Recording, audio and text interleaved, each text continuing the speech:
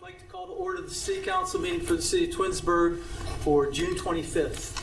Time is 7:57, and we're at the Twinsburg Government Center. Shannon, would you call the roll, please? Mr. Fury? Here. Mr. Post? Here. Mr. Bonacci? Here. Mrs. Labby? Here. Mrs. Walker? Present. Mr. Barr? Mr. Bellin? Thank you. We're going to stand for the prayer and the pledge. We ask for guidance and direction in all city matters before us tonight. We give thanks to be able to be together. Let us continue to strive to make our community a better place and help us work together that we may give our best always. Amen. Amen. I pledge allegiance to the flag of the United States of America and to the republic for which it stands, one nation, under God, indivisible, with liberty and justice for all. All right, thank you. All right, next on the agenda is the approval of minutes. Are there any changes or additions that you'd like to make? At this time, I'd like to make a motion to adopt the minutes as submitted. May I have a second? I'll second. Mr. Post seconds. Again, any changes? James, call roll, please. Mr. Fury? Yes. Mr. Post? Yes. Mrs. Walker? Yes. Mr. Bonacci? Yes. Mrs. Labby? Yes. Okay, the approval of the minutes passes 5-0. Next on the agenda is presentations. I'd like to introduce School Board Member Tina Davis, who's going to talk to us about building a future to now. Hi, Mrs. Davis. How you doing? Good evening. Thank you. Thank you, Mayor Scafidi, and thank you, Council, for allowing us a few minutes to be here tonight. And we have a few members from our district, thank you, Mark, who are going to be presenting a short update for you regarding our Tell Your Legacy project that's been kind of in the works for a number of years now, and they just want to kind of catch up to speed on where we are and just present some information for you. And I, like I said, really appreciate you allowing us to be here. And I'm going to introduce Kathy Powers, our superintendent, and she's going to be speaking next. Thank you. Thank you.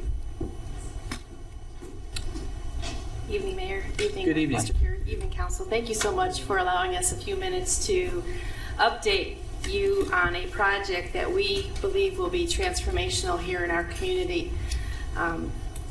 Starting in 2016, that's how long we have been talking about this project. And back in 2016, the project was actually called the Conceptual Legacy Project. So those of you who've been along the ride for a while now know that we've been talking about the fact that Dodge Intermediate School has been on the forefront of being a problem with respect to, does it really provide our students a warm, safe, and dry environment to attend school? And so back in 2016, the Board of Education authorized a large study to talk about our facilities. And Dodge continued to come up as a building that had lots and lots of infrastructure issues. At the same point in time, our Board of Education directed that we should develop a strategic plan. And so then in 2019, the strategic plan was authorized by the Board of Education. And the strategic plan actually has 6 different areas, one of which happens to be our facilities.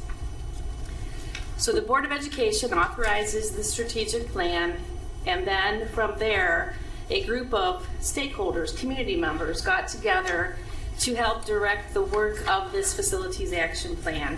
And a facilities master plan was developed, and the purpose for that was to decide what was the low-hanging fruit that the Board of Education could support with respect to using the funds that they have available, and that was primarily through our Permanent Improvement Fund. Thankfully, many, many years ago, our community members supported a PI fund, and it's a continuing amount of money. It's about $1.8 million a year that is put forth for facility capital improvements. It's also used to purchase our school buses. It's used to purchase technology now. And now we're a one-to-one school district. So fast forward after the pandemic, every child in our district has a Chromebook or some type of device in which to learn.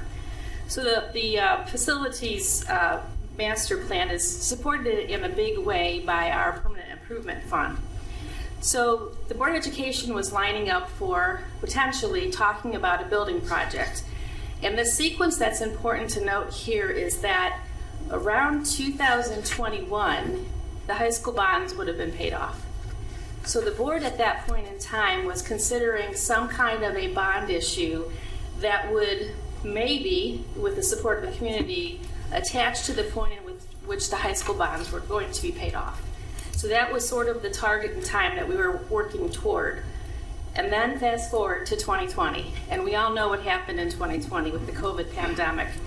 So all of the planning that was underway with respect to what do we do with Dodge, and many of you will recall that administratively we were out talking to community members, talking with anybody who talked to us about this conceptual legacy project, and we were lining up for some kind of something, and then the pandemic happened. And like every other school district in the nation, the only thing that we were paying attention to at that point in time was keeping our kids safe and keeping our staff members safe. And we then put the project on the back burner. Fast forward to 2021 and 22, this group of stakeholders met again, and they said, okay, we're still in the midst of the pandemic. The buildings aren't getting any younger. Our challenges are greater now with infrastructure. You will recall 2 Christmases ago when Dodge flooded because of an issue on the roof. And so we continue to have our challenges with our facilities. And at that point, the stakeholders that got together said, let's not talk about a conceptual legacy project because a concept is not a reality. Let's change the title to the Tiger Legacy Project. And so the Tiger Legacy Project then was born. So since 2022, 2023, and the current school year that just ended, we have been very busy now working behind the scenes to determine the scope of this project. And we know that this is transformational because it's just not about the school district. It's about the students that we support in the district. It's also talking about the future of our community. And so the Board of Education asked us to re-engage all of these planning committees to take a look at what this project could ultimately look like. We knew that we had a master facilities plan that was first created in 2016, had gotten us through the pandemic with how things were then, 6-foot distances and all that we dealt with, moving kids all over the place, but we kept everybody safe. Now the students are back where they're supposed to be on their rightful campuses with staff aligned as well, and the board said get back to it. Let's see if we're going to eventually do this project. And when we were doing the project, we worked with Mr. Blatchford here. He's an architect with Cordigan, Clark, and Lesko. And so Rob's been very, very much involved in the planning. And we always thought that this was going to be a project that was going to be based solely on the need to replace Dodge. But now fast forward to where we are in time, and the assessments that have been conducted during the past school year, 23-24, indicate that the needs that we have in our school district far surpass just talking about Dodge. So the Board of Education partnered with the Ohio Facilities Construction Commission, OFCC, through their ALP program. And tonight we're going to talk a little bit to you this evening about what that means, what the project found, and it actually became the guiding star to the Tiger Legacy work that we have underway. I'd like to introduce to you Mr. Matt Strickland. He is our business manager, and he will explain to you a little bit about the OFCC ALP program and why this has become the guiding star for our project. Thank you, Superintendent Powers. Thank you, ladies and gentlemen of council, for having us all out. We appreciate it. So the OFCC is a state-run entity that really seeks to create equity in learning through the Ohio School District's facilities. If you think about what future jobs look like, future opportunities for kids, they need a modern learning space to do that in. So OFCC was created several years ago that basically they co-fund building projects for schools in addition to demolishing old schools that no longer serve their purpose. So when we pursued this relationship, they told us pretty quickly that based on our wealth index as a school district, that if we were to elect to pursue a building project, that we're eligible for a 17% co-funded amount. May not sound like much, but as you all know, when you do a big project where you're talking big dollars, that sort of match is pretty attractive. So basically we wanted to pursue that relationship for the equity piece and address our buildings. As Superintendent Powers mentioned, the first step was an enrollment projection for our district. That's important because it serves as a guiding light for schools, so we don't, should we ever build a building, we don't build something that's either too big or too small, that the community either can sustain or cannot. So that was recently done this school year. And as you can see, and historically, between the city of Twinsburg and the Twinsburg City School District, we've had about 4 now enrollment projections done in the past several years, and they all come back right around within about 10% of 4,000 students year to year, and they go out 10 years. So we were excited to see that sort of stability. I draw your attention now to this slide, very important because the guiding light for OFCC, when they come in as a third party, they look at your renovation cost of the facilities you have versus a replacement cost. And that percent threshold is important to see, that last column, because anything over 66%, or a 2/3 rule as they call it, the state would tell you that if you're going to potentially pursue a bond issue or you have PI dollars to work with, you may want to think about replacing versus renovating. If you think about it in terms of your own home, or even a vehicle, something like that, some sort of asset, you approach 2/3 of the value on a renovation, you may really want to think about something new. So I draw your attention to Wilcox, Bissell, Dodge, the project we'll talk about here in a few moments. All of those facilities are at least 80% or higher, so substantially higher than that 66% rule. And then we include the stadium on the bottom because it's coming up due for turf replacement, lights replacement, bleacher replacements. But OFCC does not co-fund anything that is not an educational facility. So if it's a school, yes. Stadium, no. If you just kind of have that general rule of thumb about OFCC. So again, those percentages are important to keep in mind as we go along tonight. And at the end of this, you'll have a slide that really brings all of that home. At this time, I'm going to turn it back over to Superintendent Powers to talk about an overview of our properties. So a project that we had all along since 2016 believed that would just be a replacement of our Dodge, our grades 4, 5, 6, now becomes larger in scope because of what the OFCC tells us. That basically 4 of our 5 facilities, the only outlier would be the high school, which is still our new school, is the only building that does not have an impact here. Now, this project that we're going to talk with you this evening has not anything to do with R.B. Chamberlain Middle School. It is not part of our project to discuss with you. However, I would like to tell you that, and Matt will tell you the same thing, should there be a building project, the dollars that we would otherwise spend in just upkeep and maintenance could then be diverted to do some work at the middle school and at Twinsburg High School. You know, the building is about 20-some years now, and we all know a few months ago in May, we had the lightning strike. And Mayor Scafidi and I were just talking about this earlier this afternoon, that even though the building is 20 years old, doesn't seem old, but to get replacement parts for a building 20 years old is going to cause a bit of heartburn for the school district as well as the city as we move forward. So it's just, you know, it's like your home, age gets on the houses, age gets on our buildings, and now we have to think of a project. So I would like to share with you this evening the scope of the project that the board is now considering, and the scope has now changed because of the dollars and the data that the OFCC ELP organization has shared with us. So just to get your bearings straight, that is Tiger Stadium, I should say.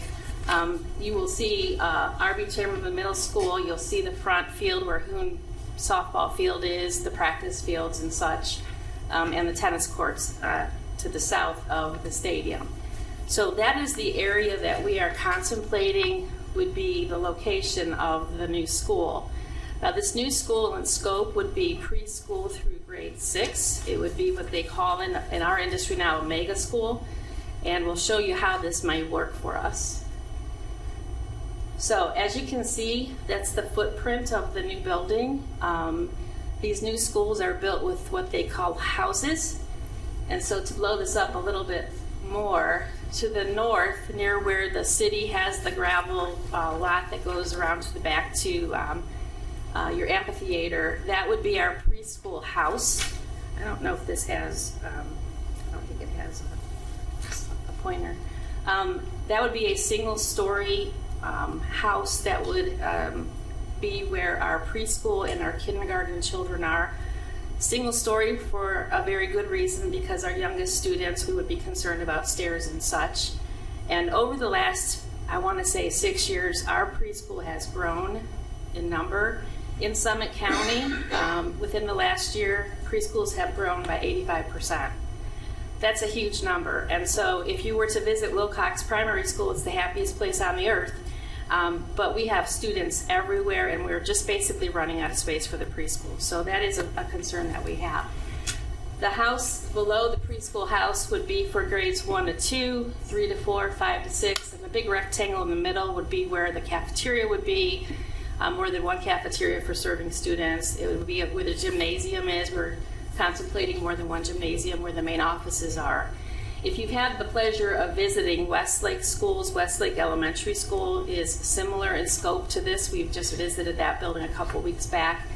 And so although it may feel very large once you're inside the building because of the construction like as houses, it does not feel as large when you're inside.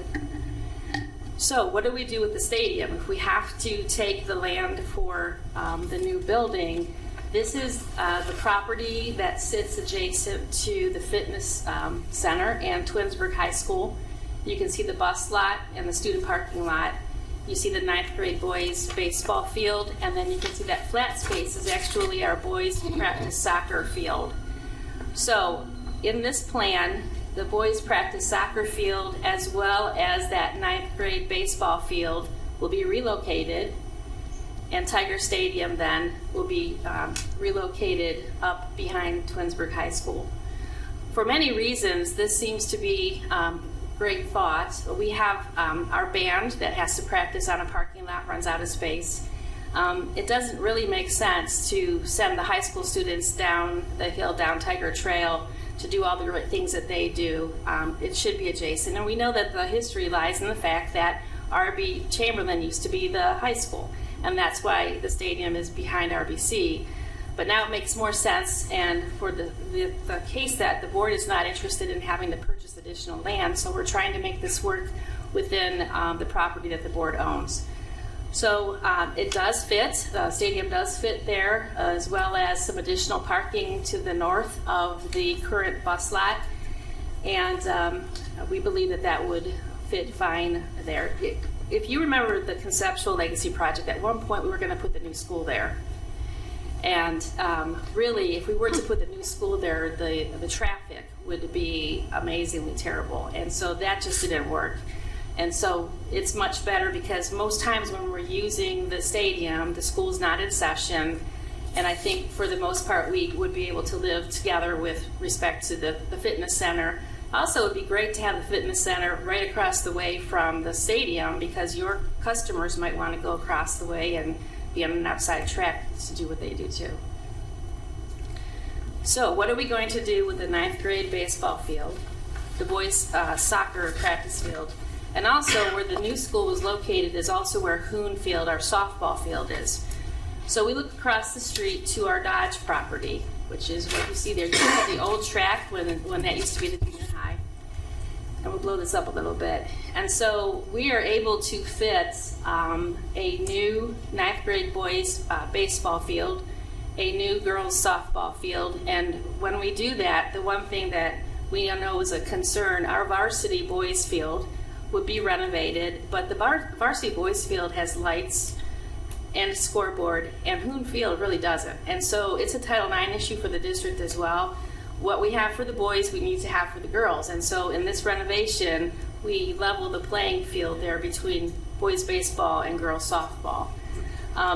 We are very interested after speaking with our soccer coaches. We have a fantastically successful soccer program here in town, and baseball, as you just know, but soccer for sure too. What they've asked for is not only having the girls practice soccer field moved to the right side of that diagram, but the soccer coaches are requesting a soccer stadium on that property, and we can fit it. Now, it's not a stadium like Tiger Stadium, but it would be a place where the soccer team could have as their own, and they would have bleachers and sound and lights, scoreboard, etc. So that would be specific to the soccer team. In addition, you will see in the middle where there would be a locker room, concession stand perhaps, and additional parking. It does not impact the trailhead. I know many of our residents enjoy going down that trailhead that's behind the Dodge property. Actually, there would be additional parking there for them to be able to enjoy that too. So that would be the scope of the project if the Board of Education were to decide to move forward. Again, the reason why it goes from a replacement solely of Dodge and moving fields to make room for a replacement of Dodge to a bigger project is because of the data that we received from the OFCC ELP. It is not a good investment in our taxpayers' dollars to renovate buildings when those buildings renovations exceed the 2/3 rule. And as you saw from the data that they submitted, that is going to be a problem for 4 of our 5 buildings. The other thing Matt mentioned was the enrollment study. And you know, back many, many years ago when Larry Finch was here, the city was working on a comprehensive plan. And he presented to me initially the enrollment study that the city had commissioned. And in that study, it said that the school district should not expect any increases or decreases in enrollment. And I doubted Larry. And so we commissioned 2 additional studies after that. And sure enough, Larry was right. And what that shows to us is that the city here does such a great job with supporting residents that even though after their children would go through Twinsburg High School and graduate, we have empty nesters staying because of the city services that are provided here. So even though it would feel like we have all this new investment with construction and whatever, yes, there is that, but folks who have had children in the district are not necessarily moving out, they're staying, and maybe the new families are buying the new construction in that respect. So through the OFCC ELP program, we had the 4th study done. Now we have 4 studies that say basically the same thing. The enrollment in our district will continue to be steady over the next many years, and we intend to use that data to move this project forward if this is what the board would expect us to do. And so now I want to ask Matt to come back up and just talk a little bit about dollars and cents here related to the project.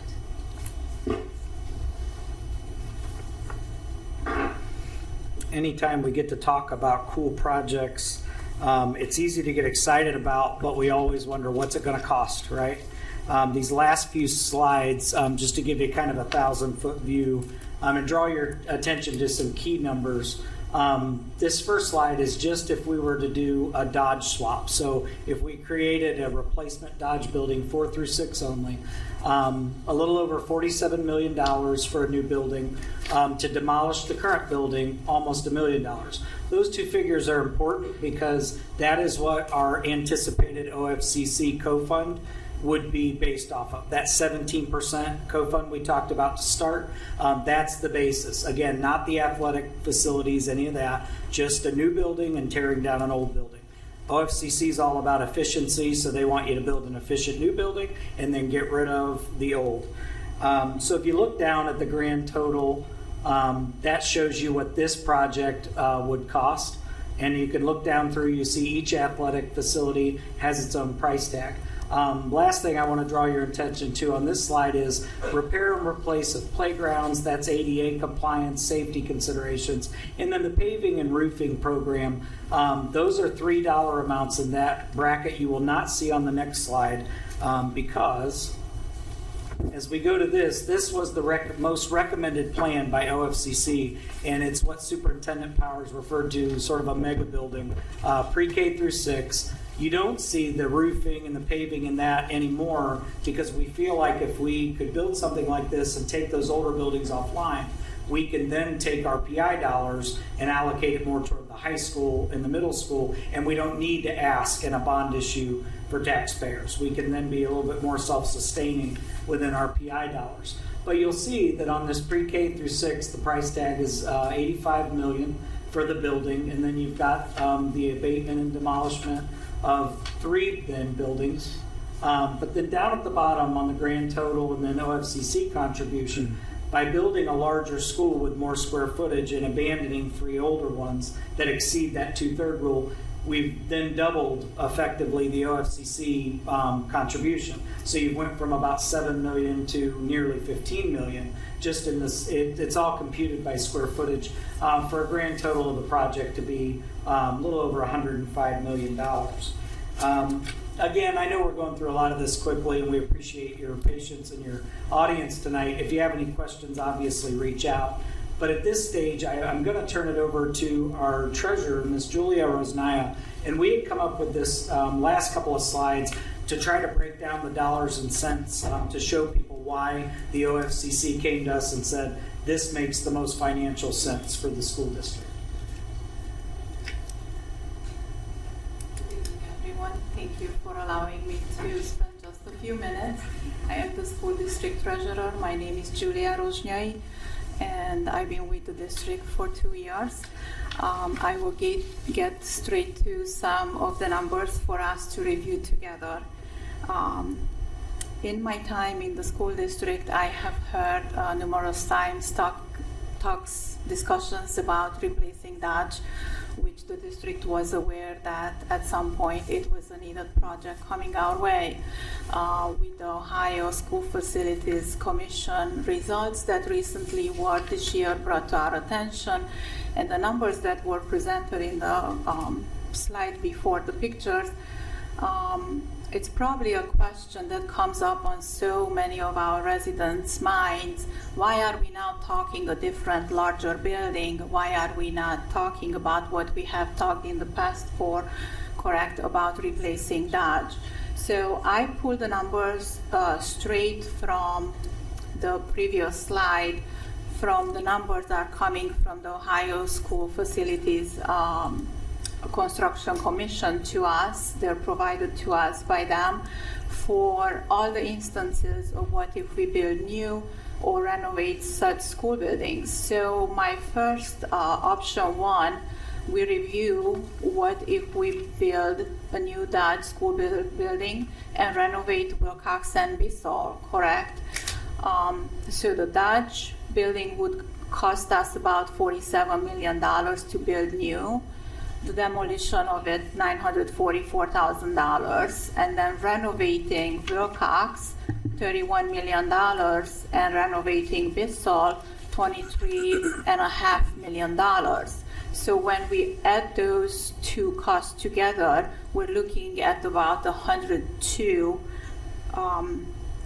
$103 million total project to take care in such way of the three buildings.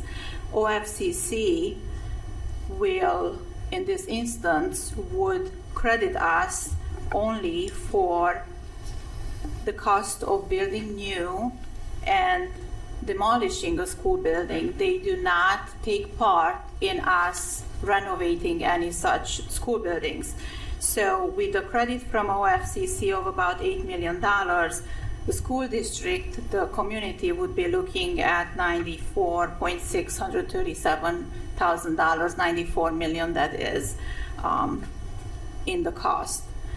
So my second option to build a new pre-K 6 building is the option that we have been talking about to you, and the board has been discussing.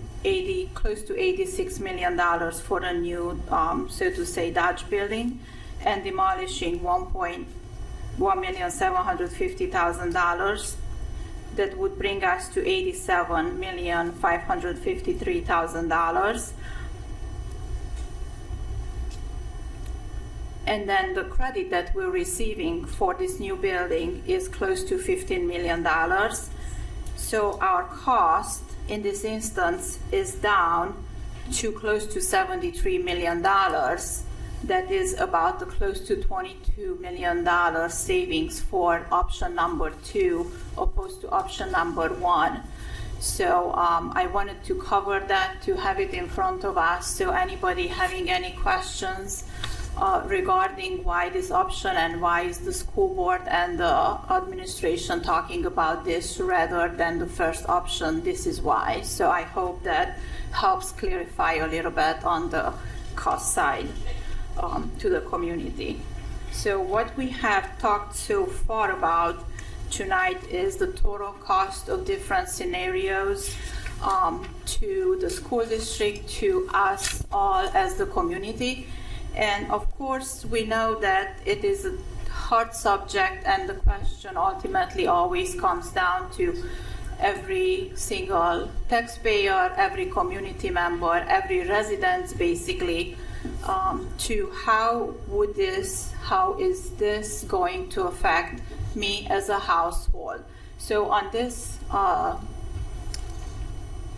screen, I have now up a few options of different cost scenarios, and we have them for our review because the board has not voted on a certain resolution yet of which scenario or what the cost exactly will be. So we have a 75 million cost, 100 million, and $125 million cost. Looking at the loan bond for 36 years with an estimated interest rate at around 5% at the current market.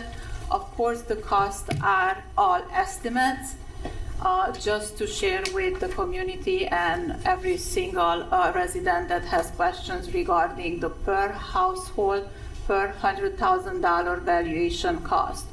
So you can see in front of us $75 million bond would be about close to 3 mils, and it would cost the resident about $105 annually per $100,000 property valuation. That's the county's value on the property. $100 million comes to about 3.99 mils for $140 annual cost for $100,000 valuation, and $125 million comes to 4.99 mils, $175 annually per $100,000 valuation.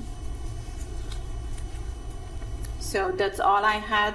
I appreciate your time to present this information, and I will give it back over to the superintendent Powers. Thank you. I want to clarify one thing. When we talk about, and this keeps sticking out in my mind, thank you, Julia.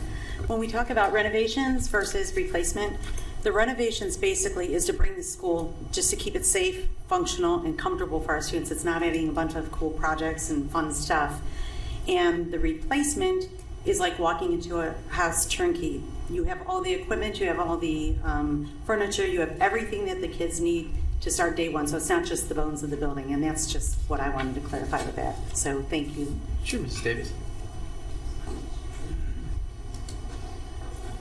So what's next on the agenda here? So the Board of Education has been listening to the residents. We've had 4 opportunities for the board to listen to the stakeholders in our community. And if you look at our website, on the left corner, if you scroll all the way down, there is actually a button that's called Tiger Legacy Project. As the residents have asked us questions, we've answered those questions right on that website through that link. And our videos are out there for anybody who is interested in viewing them as well. We're trying to make sure that we're being as transparent as possible in this project. So moving forward, tomorrow evening, the Board of Education will determine the scope for the project. Their meeting is at 7 o'clock over at the large group instruction room at the high school because we're off of our normal weekly meeting time. We will continue to engage our community. We thank you very much, Council and Mayor, for allowing us here tonight. Some of the things that will have to happen if the Board of Education decides that this would move forward, of course, there's soil samples that we're working with our architect and the engineering group to see if the land is going to work for what the project will need. But more than that, what we're going to ask of the city is we're going to need help with respect to traffic studies. That's not the work that we do, but certainly Chief Basso and Chief Mason would be great partners in that. So we would ask permission to loop them in now as we begin to potentially move this project forward. So if the Board of Education decides tomorrow evening that they would like to move in this direction, I would just like the ability to now meet with both of the chiefs and begin the conversation about what does this mean as far as the traffic on Ravenna Road. Because when we're putting this large building, certainly there will be impact. So how do we address what that impact should be? There's going to be lawn space on the front of RBC. Should that be used for some purpose for traffic? I don't know.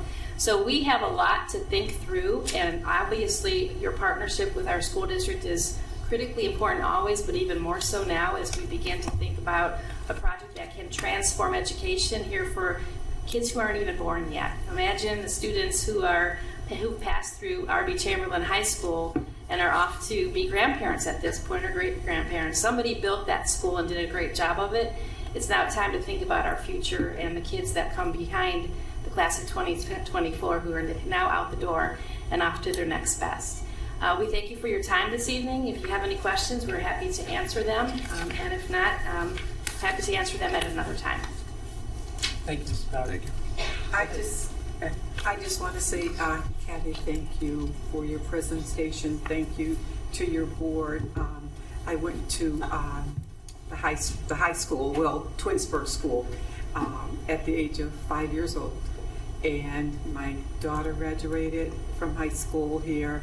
My son graduated, and now my granddaughter is going to Twinsburg School. So that's 3 generations of my family. So whatever it takes, I will support, because it's the best school that I know of. Thanks, Dr. Walker. Appreciate that. You're welcome. Thank Thank you. you, Mrs. Powers. Thank you. Okay.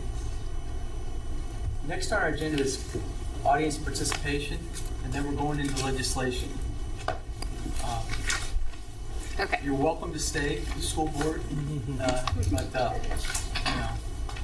or you can sneak out gracefully at this point. So, Kathy, can I ask you one question? Just one question, and it just occurred to me. When they renovated, and this was back in the day, I used to be on the board for the baseball commission. When they renovated the stadium for Dodge, they disallowed access to the community to use the field at the time. All of these new fields, will they still be accessible for our community programs? That is the only way that we can do this. The Board of Education has made adjustments to scheduling staff members to support the rec leagues that use our facilities now. So that's already in play. And to be quite honest with you, during the school day, obviously, we have to say there's priority to the students, who needs to use the fields for physical education classes or whatever. But if this is going to move forward, we have to have the realization that it is a true partnership between the community and the Board of Education, and that it's exciting when you drive down Stowe Road and you see the ball field at Hudson, how fantastic that is. Imagine that now on the Dodge property for not only baseball, but softball and soccer as well. So that's the intention of our board, and I didn't think to left, but oh, there she is. So am I speaking truthfully there? Yes. Yes. So I think everyone I thought want to you were. confirm that. Yes, that is true. Okay, so the other programs will still be able to use the field. That's my biggest concern of Yeah, and sharing. When I first came here 13 years ago, we always talk about the hidden jewel, which was the varsity field. It's not a jewel anymore. It needs to be renovated. Our boys had a successful year. They have a lot of grit, but it needs to be better than it is. We have great kids here. They deserve fields and classrooms that are adequate and really that provide opportunities that our current facilities they're very needy at this point. And the Caring Institute also gives us opportunities to host events and things like that for outside organizations. Okay. I just wanted to make sure, because I knew that baseball field was locked and we couldn't use it for the baseball league. So I just wanted to make sure all these new fields were accessible to AC, soccer, and baseball. Okay. If you know differently, let us know, but that has been the commitment of the Board of Education. Thank you. Thank you very much. Next on our agenda is audience participation. Jan. First, we have Colleen Rubin. Sure.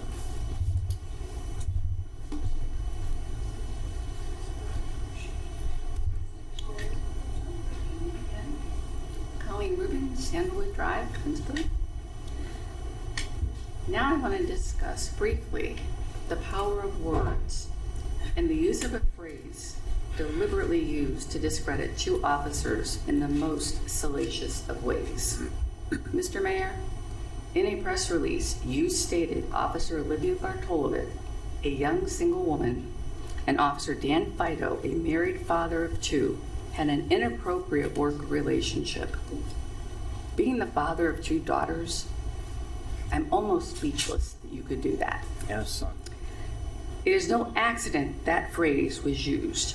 You tried to change the focus to distract from what was really going on. To clarify for the residents of Twinsburg, there was no inappropriate relationship. And I will repeat that. There was no inappropriate relationship between Officer Bartolovic and Officer Fido. However, it was a relationship that the chief and lieutenant found objectionable. Officers Bartolovic and Fido's relationship consisted of a collaborative effort by them and a third, Matthew Pfeiffer, 3 honest, law-abiding officers to compile and expose the corruption within the Twinsburg Police Department. And this brings us to the lawsuit filed in December by Officers Bartolovic, Fido, and Pfeiffer. I want to explain to the public what that lawsuit really is. It is called a complaint for a writ of mandamus. Simply stated, it is a request for records to be released. There is such a theme with this police department. It was after this was filed that the campaign began to remove these officers from service because their attempt to expose the corruption was just unbearable for them, meaning the police department. Corruption that was acceptable to the upper echelon of the city officials, corruption that they are not willing to give up, and now the subsequent termination of Officers Bartolovic and Fido, with Matthew Pfeiffer remaining on suspension. Interesting, isn't it, how everything comes back to the records? It is fair to say the termination of officers in the attempt to cover up the corruption has brought more attention than you probably bargained for. You all believed if you fired your perceived problem officers, this would go away. Well, I am here to tell you, this is not going away. Something as simple as releasing records per the writ of mandamus made you resort to hiring a high-priced law firm to try to keep your secrets at the expense of Twinsburg taxpayers, let's not forget. And at the same time, you are trying to destroy the reputation and livelihood of honest, hardworking officers. I want to remind you all, I did this before. You work for us. You can't forget that. The citizens of Twinsburg are your bosses. At this point, you are all culpable in aiding and abetting the unlawful acts of the Twinsburg Police Department. Any of you who sit quietly on city council are not fulfilling your duty. You have a sworn duty of oversight. The movement you have started to release the records will not go away. Chief of Police Mason, this is your public responsibility. It is your job and your job description, and the Ohio Supreme Court has ruled over and over, it is your duty. Release the records. What are you hiding? Thank you.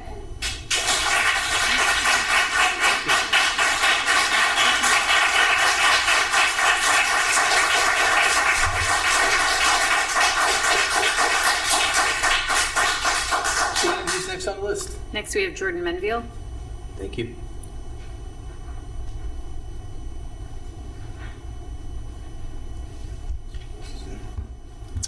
George, Jordan can you just say Minville. your name and address for the record? 3374 Greens Point Drive, Your name again, please? Jordan Minville. Thank you. Mr. Post, on May 14th, you stated, quote, know your facts and know where you get your facts. Before you start spewing what you think are facts, know the facts, whether they are good facts or bad facts. Once you know the facts, then communicate, and until then, say nothing. You then spent a few minutes ranting about social media and making disparaging remarks about people hiding behind their keyboards, saying anything they want, making noise, and spreading falsehoods. I find this self-righteous, holier-than-thou statement to be incredibly ironic, considering just 4 days prior, you yourself went on the same social media website and typed up a big, long post making a lot of claims without supporting any of them with facts. You then chastised us about how we, quote, are all blessed to have the city leadership that we do. Talk about patting yourself on the back. But let's talk about facts. Residents of Twinsburg have been attempting to uncover the facts for months, and this city has suppressed those attempts at every turn. According to Scafidi, as of May 28th, the city had received over 150 requests within a 45-day period, and yet none of them had been filled. That's a fact. How are we supposed to know the facts when you all stonewall every attempt for us to get the facts? The few facts that we do know all support the claims that abuse of power and subsequent cover-ups by the police department and city employees. It is a fact that Brian Donato forced a teenage boy to undress and expose himself in the public at gunpoint while standing on a Twinsburg sidewalk. Donato then illegally confiscated his personal belongings and interrogated the teenager without counsel present. When the city was inevitably sued for this gross abuse of power, the city attempted to cover it up by refusing to release the video footage of the incident. Finally, the judge lectured the city attorneys for withholding the video footage and demanded the city hand it over. The city then chose to settle this case rather than allow the video footage to be released. That is a fact. Donato then abused his power again during a routine traffic stop when he tased a person who was fully cooperating with police commands. The police department and the city then claimed no video footage existed. But somehow the video footage you all claimed didn't exist miraculously made its way to the media. So not only did this city and this police department lie to everybody and try to cover up his disgusting abuse of power, but then you all got caught up in the lie and the video footage proved the brutality claims. That's a fact. Then there's the fact that a month after Tom Mason became police chief, his son was caught at an underage high school drinking party. Tom Mason used his power to prevent his son's name from appearing in official police reports, and this city edited official police body camera footage to cover up his crimes. That's a fact. There are many other examples of abuse of power from Tom Mason and cover-up by this city. Mason's wife being pulled over for driving 41 in a 25 zone, but then being let off the hook and not ticketed despite this reckless and dangerous behavior. The city firing a longtime employee of the fire department and then giving the job to Mason's wife shortly after he became chief. And oh, by the way, that former employee is currently suing the city. Those are all facts.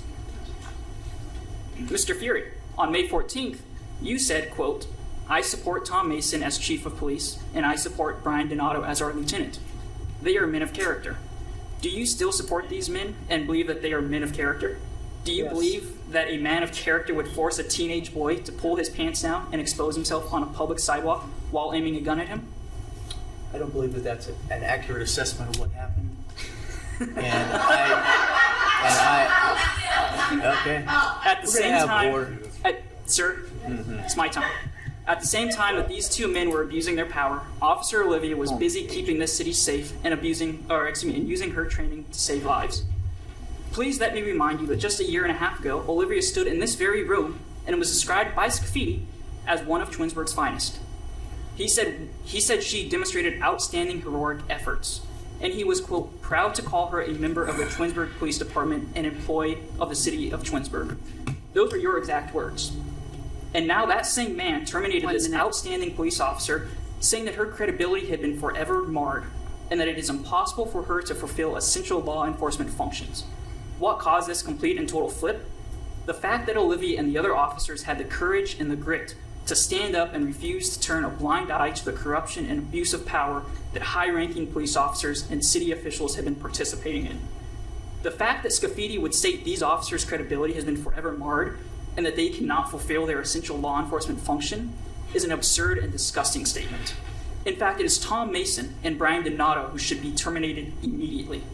It is the credibility of Tom Mason and Brian Donato that has been forever marred, and it is impossible for Tom Mason and Brian Donato to fulfill their essential law enforcement functions. That is a fact. You should all be ashamed of yourselves and embarrassed by your actions and the actions you have allowed to occur under your leadership. Time. In case you all haven't noticed, public trust in this city and the police department has quickly diminished, and instead of attempting to regain and rebuild that trust, you have all done the exact opposite and continue to allow corruption and abuse of power to flow through these halls. I call on you all tonight to do the right thing and fix this, or resign in disgrace.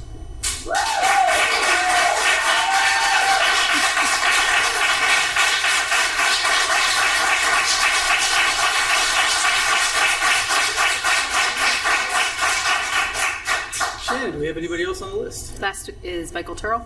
Okay. I think he left. Okay. He left. All right. Moving on to council communications. Mr. Barr is not here, but he had a planning commission meeting this week. And we had a planning commission meeting on Thursday, 6/20, and there were 2 items on the agenda. One was a lot consolidation for 9385 Shepherd Road for parcel 641251 that's passed unanimously. Then there was a rezoning for southwest corner of East Aurora and Chamberlain, parcel 600589. This is the C2 to R5 property that we're going to read tonight. And they passed it unanimously to put it on the ballot. They're not saying that they're in favor of it or not. They're just simply putting it on the ballot. The next meeting of the Planning Commission will be on 8/19 at 7 p.m. in council chambers. Just a second. Park and Recs will meet this Thursday at 6:30. The Thursday the 27th at 6:30. Items on the agenda are the pollinator gardens that we've talked about, and an update with the organization called Friends of the Twinsburg Garden, or Twinsburg Parks, excuse me. If you're not at this meeting and want to attend the next one, it will be August 22nd, 2024, because they're taking a break. And I will not be able to attend that. And I thank Mrs. Walker for sitting in for me Thursday. Okay.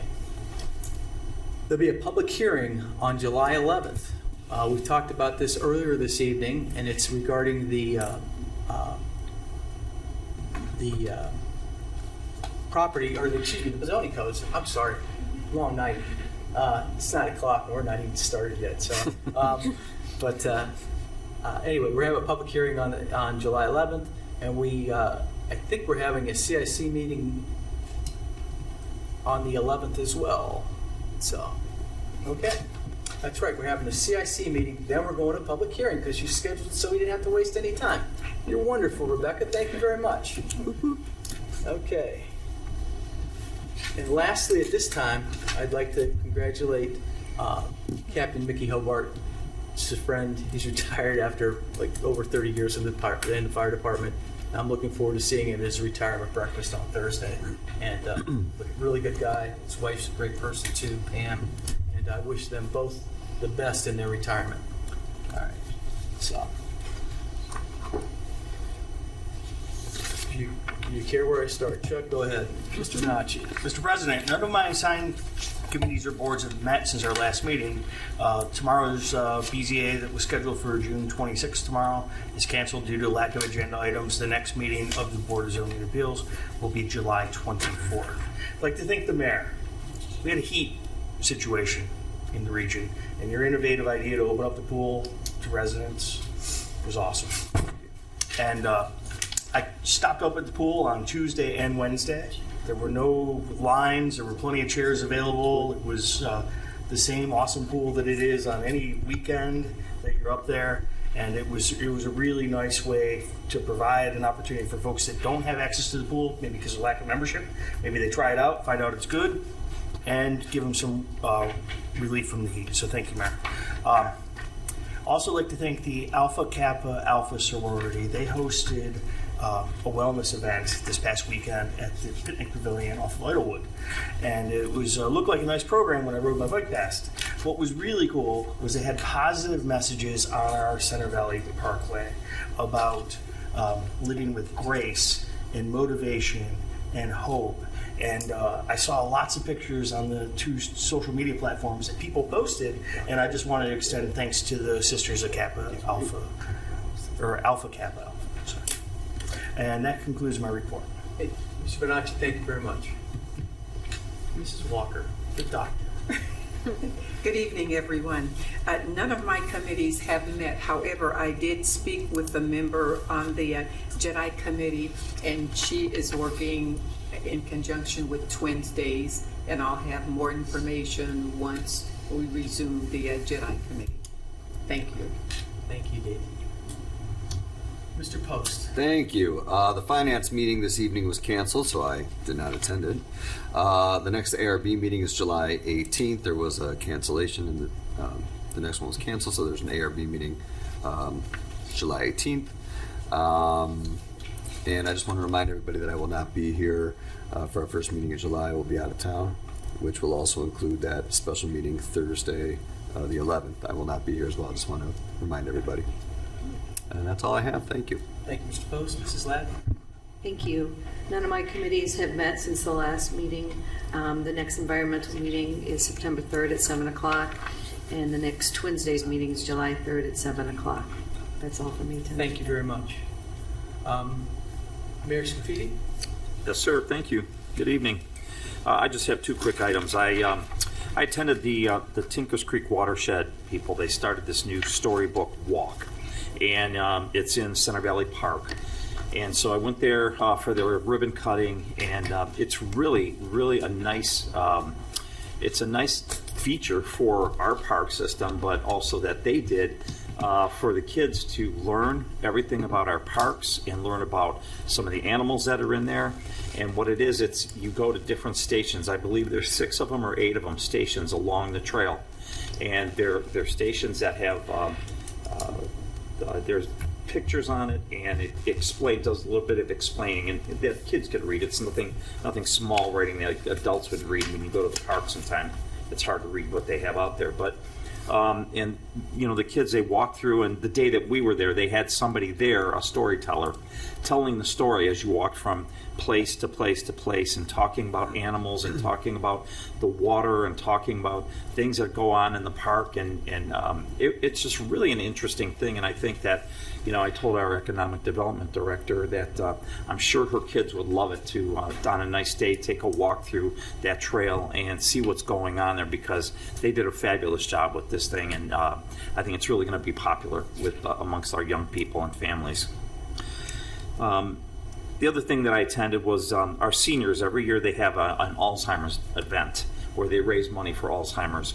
And so I attended that event with them last week as well. And as usual, it was a really nice event, well attended by our seniors. And, you know, they had a great time. They had good food. And hopefully they were able to raise some money again this year for Alzheimer's. Bill, I know you and I have been there in the past. But yeah, it was really nice. Unfortunately, it had to be held inside this year because of the heat. But typically it's outside. It's a picnic atmosphere, and it's a lot of fun. So I attended that, and shout out to the seniors as well, and to the senior staff over there for putting this on and helping out. So we've got some really good organizations here and good staff here in the city of Twinsburg.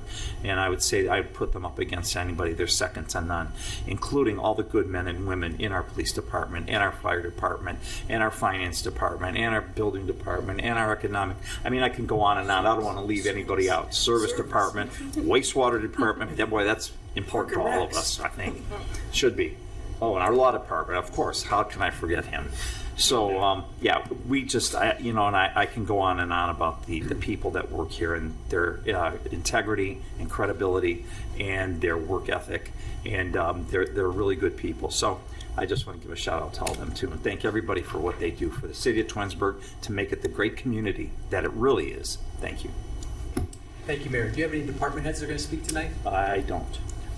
Okay. Christine, did you have anything?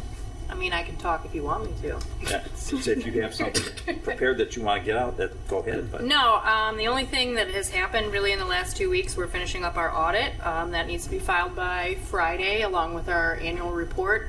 And last week was Rita's annual Regional Council of Governments meeting. So they do 2 meetings.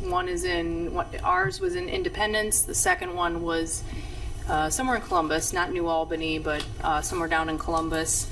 We get together, you get to vote on new board members, you get to vote on regional representatives, and then they give you kind of an overview of what projects Rita has coming up. They're redoing their facility in Brecksville. They're going to have some new e-filing options that are going to come out in the fall, and then they let everyone know that they issued refunds. So the city, we pay them a 1% fee for our collections.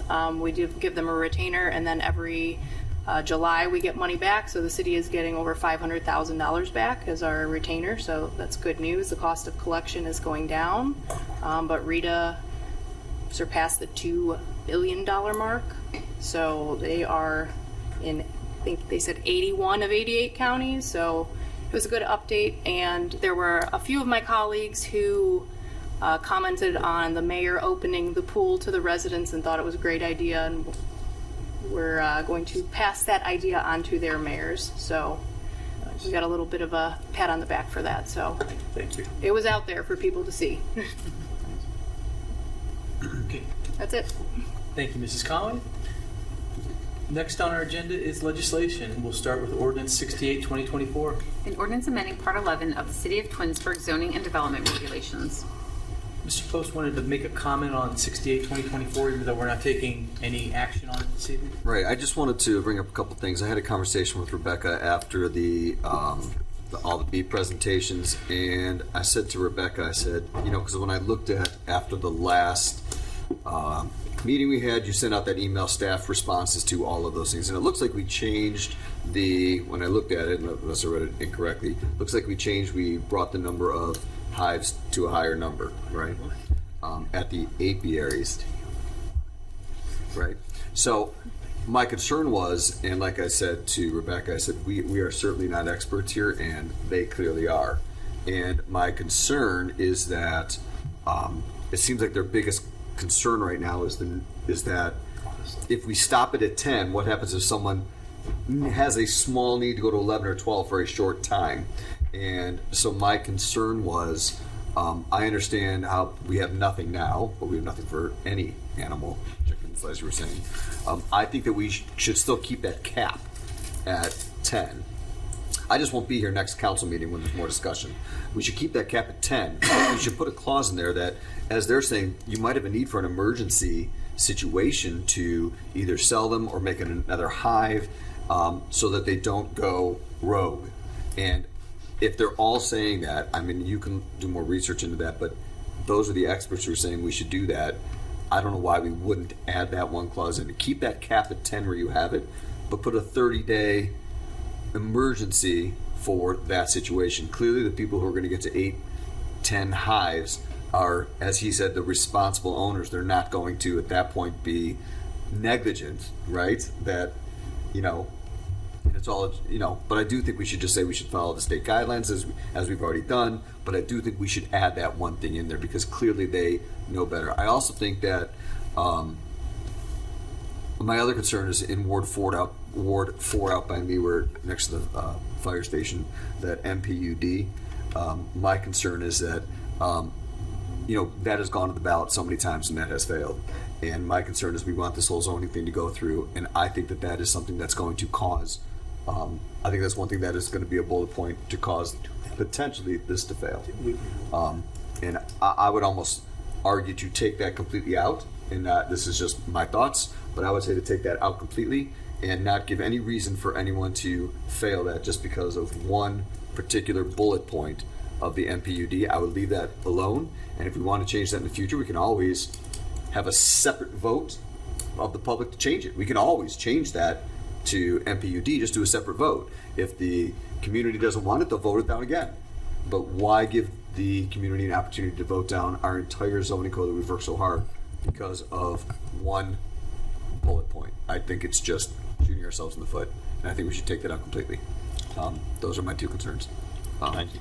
Mayor Scafidi. One comment, Mr. Post. I just want to say that we've had that conversation as recent as late last week. The planner and our economic development director, we all sat down and we discussed that.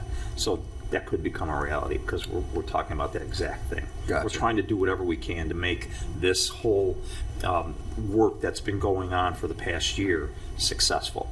And if taking that out will make it successful, we're going to do everything that we can do. So we hear you, and we'll make the final decision. Let you know. Gotcha. Okay. Well, I hope you go that way. I agree. I think it aids with the transparency because it's almost like it's necessary to take it out. Yeah, and there's been a lot of resident concern about that. So Mr. Bell and I think had the that's same good. conversation. Yeah, We would agree that dropping. Mrs. Ziegler knows. I talked to her after the fact. I appreciate you giving that consideration. Mm-hmm. And are we done talking about the zone? that's all I had. I just had those few all good. things. Thank you. Next, we're going to have Ordinance 70, 2024. An ordinance adopting the tax budget for the city of Twinsburg, Ohio for the fiscal year beginning January 1st, 2025, and submitting the same to the county auditor and declaring an emergency. Okay. I'd like to make a motion to adopt ordinance 70, 2024 as an emergency. May I have a second? Second. Okay. We have Mrs. Walker seconds the emergency. The reason that we need an emergency is that we have a July 20th deadline to get this to the county, and by passing and waiving the 30-day waiting period, we'll be in line with the requirements to get this there. Shannon, would you call the roll, please? Mr. Fury? Yes. Mrs. Walker? Yes. Mr. Post? Yes. Mrs. Labby? Yes. Mr. Bonacci? Yes. Okay, the emergency passes 5-0. Now I'd like to make a motion to adopt ordinance 70. Yes, I want to adopt ordinance 70, 2024 as an emergency. May I have a second? I will second. Yeah. Okay. Labby seconds. Any discussion on the ordinance? Okay. Shannon, would you call the roll? Mr. Fury? Yes. Mrs. Labby? Yes. Mr. Bonacci? Yes. Mrs. Walker? Yes. Mr. Post? Yes. Okay. Thank you. Ordinance 70, 2024 passes as an emergency 5-0. Ordinance 77, 2024. An ordinance rezoning certain property located at 1816 East Aurora Road, Twinsburg, Ohio, from C2 commercial use to R5 residential use. Okay. This is the property that we talked about in the Planning Commission meeting that Mr. Farr spoke. It's been recommended by the Planning Commission to put on the ballot. This is not city-owned property. This is third party, and this stands on its second reading. Ordinance 78, 2024. An ordinance requesting and authorizing the Summit County Board of Elections to place upon the City of Twinsburg ballot at the general election of November 5th, 2024, the question of whether Ordinance 77, 2024, rezoning certain property from C2 commercial use to R5 residential use be approved. Okay. Ordinance 78, 2024 stands on its second reading. Ordinance 79, 2024. An ordinance rezoning certain property located at 9842 Darrow Road, Twinsburg, Ohio, from R4 residential use to PF public facilities use. Okay. Ordinance 79, 2024 stands on its second reading. There'll be a public hearing for Ordinance 79, 2024 on July 11th. Ordinance 82, 2024. An ordinance authorizing the mayor to enter into an agreement for police radio replacement and declaring an emergency. This time I'd like to make a motion to suspend rules and place Ordinance 82, 2024 in its third and final reading. May I have a second? Second. Mr. Post seconds. The reason for the suspension of the three reading rule is that we want to buy the radios, which are a 6-year contract for a cost of about $320,000. Any further discussion on the three reading rule? Shannon, call the roll, please. Mr. Fury? Yes. Mr. Post? Yes. Mrs. Labby? Yes. Mr. Bonacci? Yes. Mrs. Walker? Yes. Okay, the three reading rule passes 5-0. I'd like to make a motion to adopt Ordinance 82, 2024 as an emergency. May I have a second? Second. Mr. Post seconds. Is there any further discussion on the police radios? Shannon, call the roll, please. Mr. Fury? Yes. Mr. Post? Yes. Mrs. Walker? Yes. Mrs. Labby? Yes. Mr. Bonacci? Yes. Okay, Ordinance 82, 2024 passes as an emergency 5-0. Resolution 83, 2024. A resolution authorizing the city to accept a grant from the state of Ohio administered through the Department of Transportation Federal Highway Funding and declaring an emergency. Okay, at this time I'd like to make a motion to suspend the rules and place Resolution 83, 2024 in its third and final reading. May I have a second? Second. Mr. Post seconds. Okay, the reason for the suspension of the three reading rule is we want to complete the construction. Is there any further discussion on the emergency? Shannon, call the roll. Mr. Fury? Yes. Mr. Post? Yes. Mrs. Walker? Yes. Mr. Bonacci? Yes. Mrs. Labby? Yes. Okay, the three reading rule passes 5-0. Now I'd like to make a motion to adopt Resolution 83, 2024 as an emergency. May I have a second? Second. Mrs. Walker seconds. Is there any further discussion? Okay, Shannon, call the roll. Mr. Fury? Yes. Mrs. Walker? Yes. Mr. Post? Yes. Mrs. Labby? Yes. Mr. Bonacci? Yes. Okay, Resolution 83, 2024 passes as an emergency 5-0. Ordinance 84, 2024. An ordinance amending the current year appropriations for the various special revenue accounts as established in Ordinance 114-2023, the appropriation ordinance for the City of Twinsburg for the year 2024, and declaring an emergency. Okay, at this time, I'd like to make a motion to suspend the rules and place Ordinance 84-2024 on its third and final reading. May I have a second? Second. Mr. Post seconds.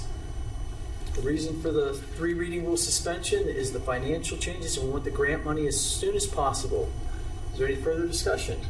Shannon, call the roll. Mr. Fury? Yes. Mr. Post? Yes. Mrs. Labby? Yes. Mrs. Walker? Yes. Mr. Bonacci? Yes.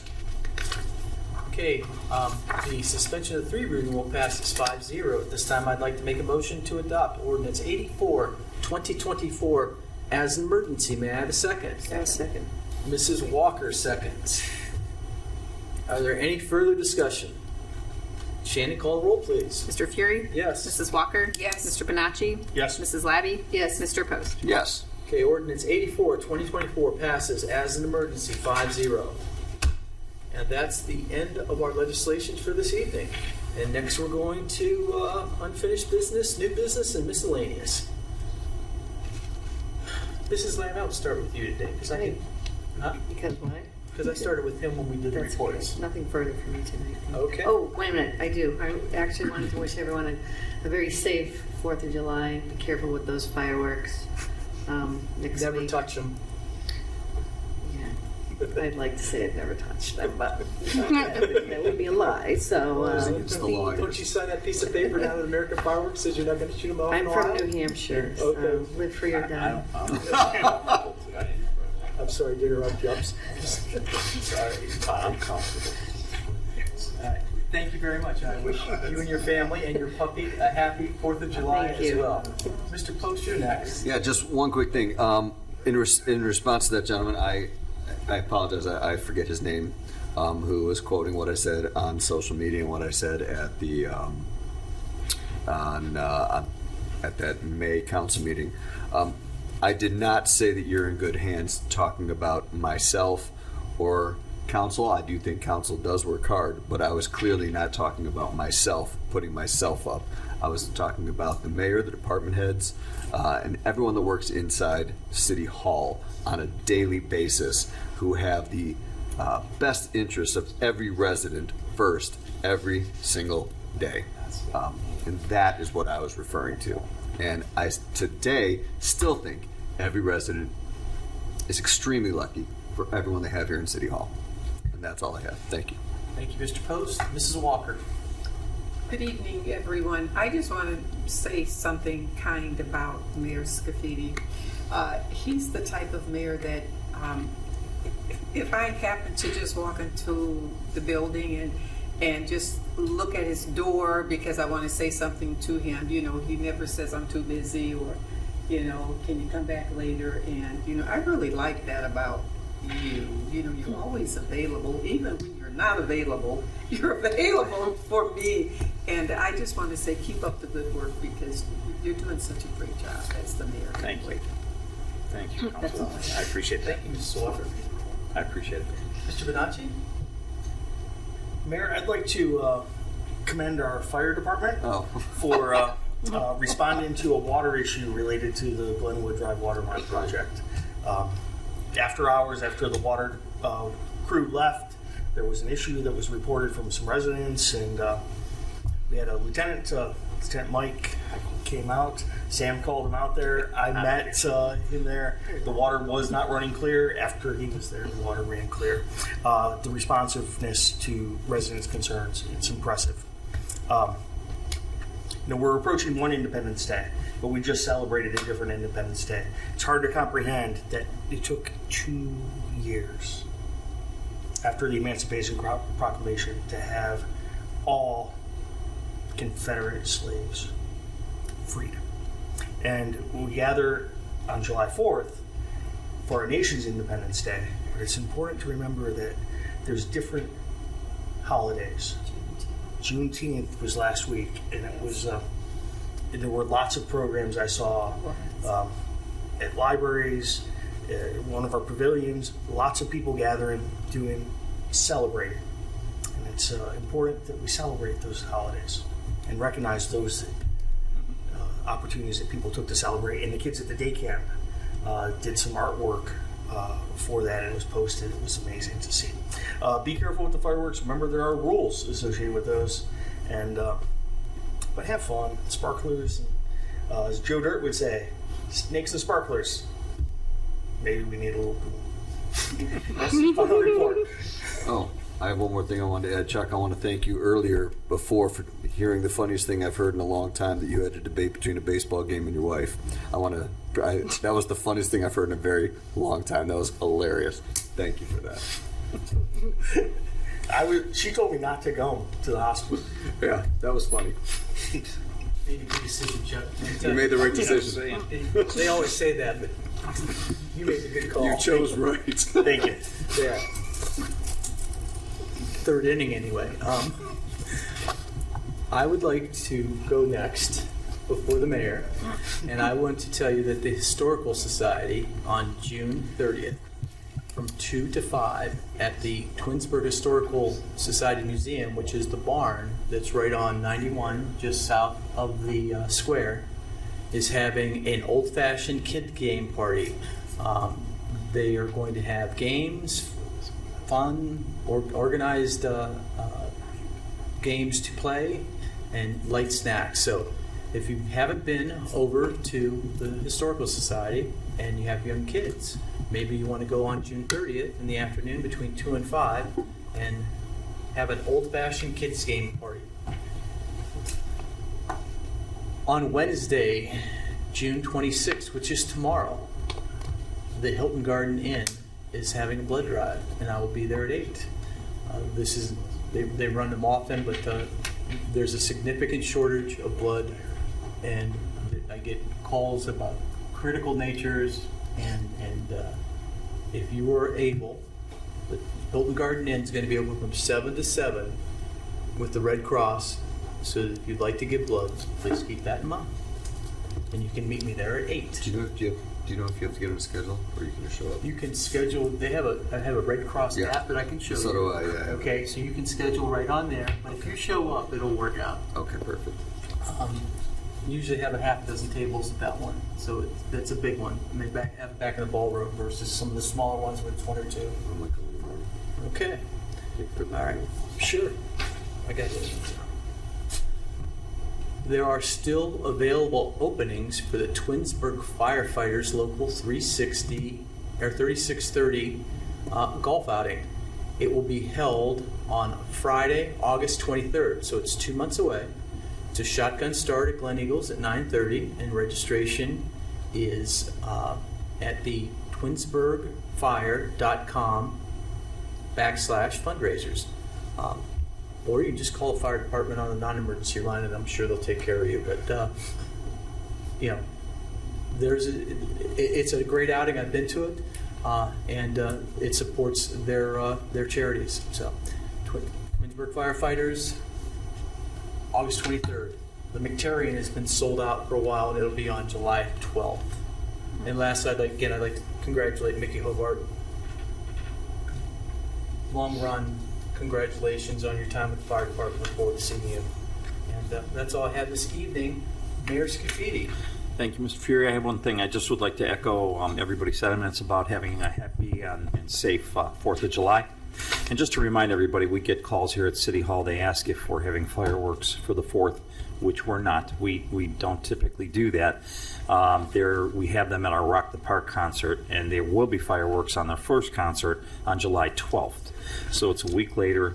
We have fireworks there, and then of course on the opening of Twins Days, that's Saturday. There'll be fireworks that evening there. So we have 2 opportunities here to see fireworks. Unfortunately, it's not on the holiday, so I know the surrounding communities do that. So that's where you can go and enjoy fireworks if you'd like. That's all. That's all I have. Thank you, Mayor. Thank you. Mr. Bazana. I have nothing else to add tonight. Thank you. Thank you, sir. Mrs. Conway. Nothing tonight. Thank you. Mrs. Collins. Just wanted to congratulate Captain Hobart on his retirement. Wish him the best. Okay. All right. Rebecca, you're the only one else in the room. You got anything to say? What about Mark? My Mark's here. Where's Mark? Mark, I apologize. I can't see you behind all the screens. And she's got that bright purple thing on. So, all right. That bright purple. And with that, we're going to be adjourned. I would like to make a motion to excuse our absent members, Mr. Barr and Mr. Bellin. May I have a second? I'll second. All right, we have a second from Mr. Bonacci. Is there any discussion? Shannon, call the roll, please. Mr. Fury? Yes. Mr. Bonacci? Yes. Mr. Post? Yes. Mrs. Walker? Yes. Mrs. Labby? Yes. Okay, and with that, at 9:17, we are adjourning this council meeting. Thank you very much.